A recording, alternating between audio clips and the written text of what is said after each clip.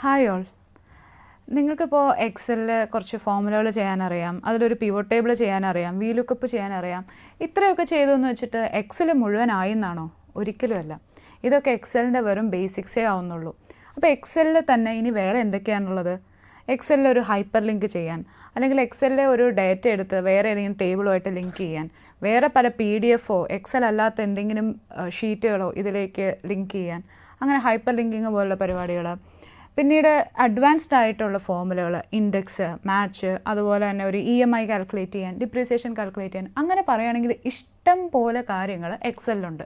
അതിൽ തന്നെ വളരെ ഇൻട്രസ്റ്റിംഗ് ആയിട്ടുള്ള അധികം നമുക്ക് അറിയാത്തൊരു ഏരിയ കൂടിയായിരിക്കും മാക്രോസ് ഒക്കെ വളരെ ഹാൻഡി ആയിട്ട് യൂസ് ചെയ്യാൻ അറിയാമെങ്കിൽ നിങ്ങൾക്ക് പറയാം നിങ്ങൾ എക്സലിൽ ഒരു എക്സ്പേർട്ടായിന്ന്.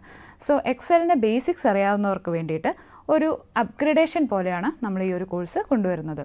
ബേസിക്സ് അറിയാവുന്ന ആളുകൾ കൂടുതൽ ചെയ്ത് പഠിക്കാനും കൂടുതൽ നന്നായിട്ട് അവരുടെ കഴിവുകൾ എക്സിബിറ്റ് ചെയ്യാനും ഈ ടൂൾസ് യൂസ് ചെയ്യാം. സോ നമുക്ക് ഓരോന്നോരോന്നായിട്ട് നോക്കാം.